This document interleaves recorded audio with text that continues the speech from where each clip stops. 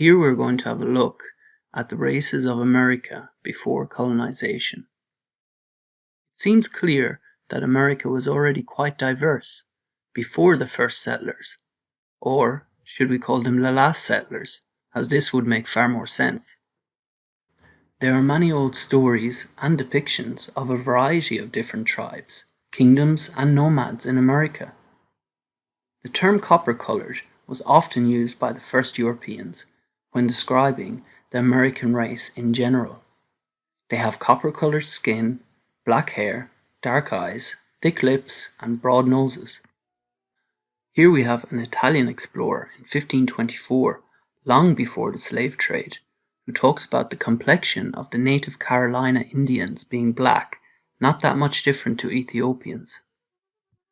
The people of Hawaii were also known as copper-colored, and we are told they originally came from the Polynesian islands over 1200 years ago.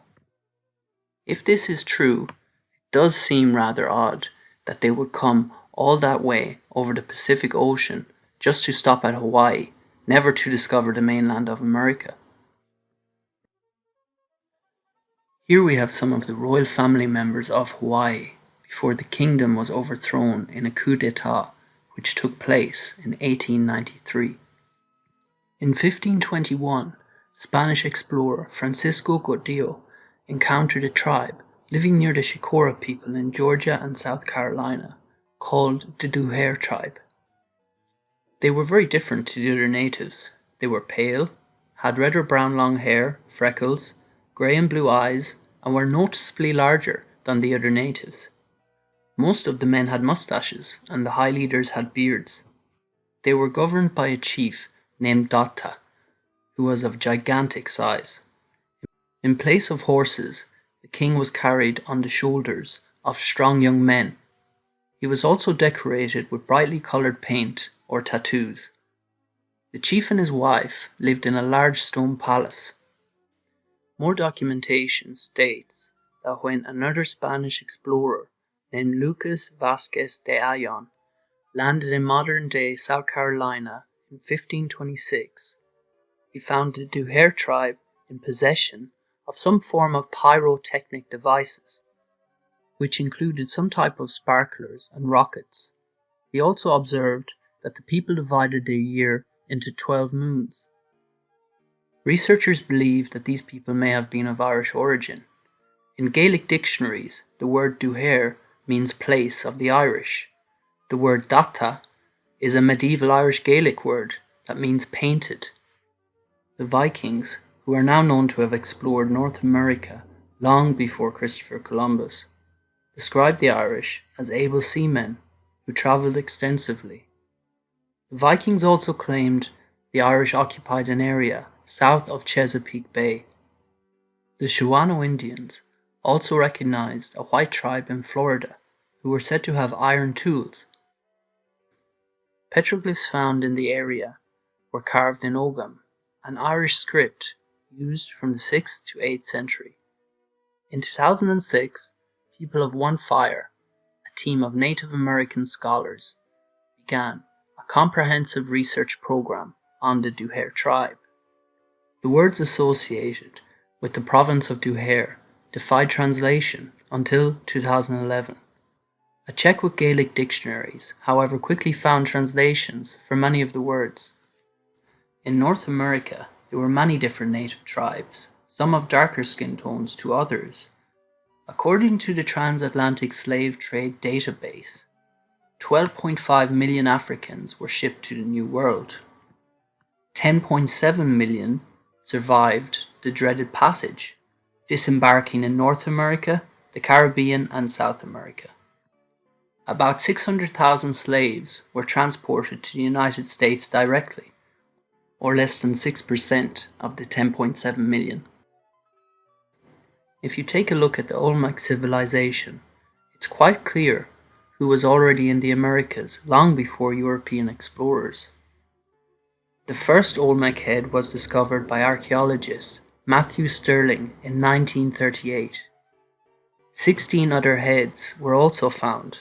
The heads' features are not consistent with any of the pre-Hispanic races of the continent that we are told about. Another interesting place is Norm Vega, which is a legendary settlement in northeastern America, which was featured on many early maps. It was alleged that the houses had pillars of gold and the inhabitants carried quarts of pearls on their heads. Gaspar Cortereal was a Portuguese explorer, participating in various exploratory voyages, sponsored by the Portuguese crown.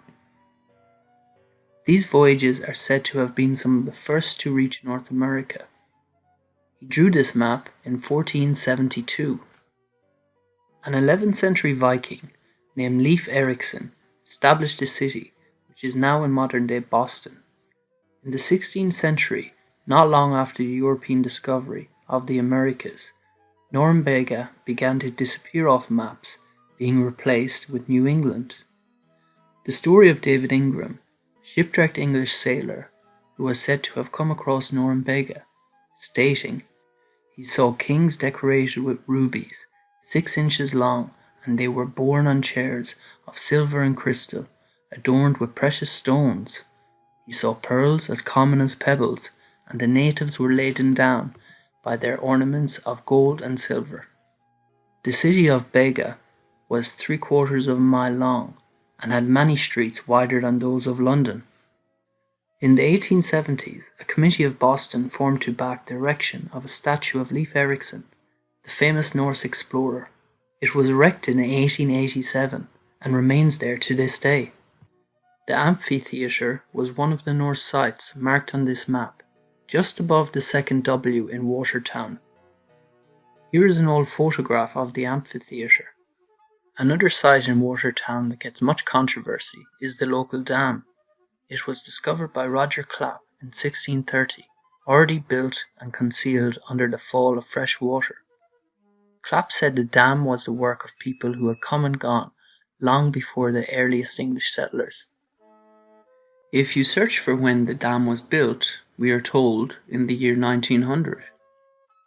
In some local names and landmarks is preserved the idea that not only was Norm Vega a real place, it was inhabited by people who sailed across the Atlantic some 1,000 years ago. Chief Tuscaloosa was the head chief in Mississippi. It was said he could not ride a horse because his feet would not touch the ground. Contemporary records describe the paramount chief as being very tall and well built with a dark complexion. Some of the chroniclers say Tuscaloosa stood 1.5 feet taller than the Spaniards. His name is derived from the Muskogean language, which means black warrior. There was also a few other kingdoms portrayed on early maps on the west coast, one of them called Annian Regnum, and another called Quivira Regnum. Regnum, which is Latin for kingdom. I do find it interesting that the Wild West, as it was known, was the last area to be settled in America. Maybe some of these kingdoms held on to their power right up to the bitter end. There are many old maps and references to these kingdoms and American Tartary. Many texts often talk about their riches, but believe they were savages due to not being Christians. In the early 1600s, we have documents and depictions of kings in America. Le Roi de, which is from Old French meaning the king of, as we can see here, the king of Florida. In this one, we have the king of Albion. It states here, this kingdom is named for being discovered by the English. It is located in America, in the western part of Mexico. The king and his subjects believe in the immortality of the soul. It seems the transatlantic slave trade was not what we were told. It was a tool used to steal land and claim it for their own. If the native Indian Americans were the only people of the land, then you would not have to recognize the other tribes or kingdoms, as they couldn't be seen as native anymore because of the slave trade. There is so much hatred and division going on in America over race. If only people knew how rich and diverse their past already was,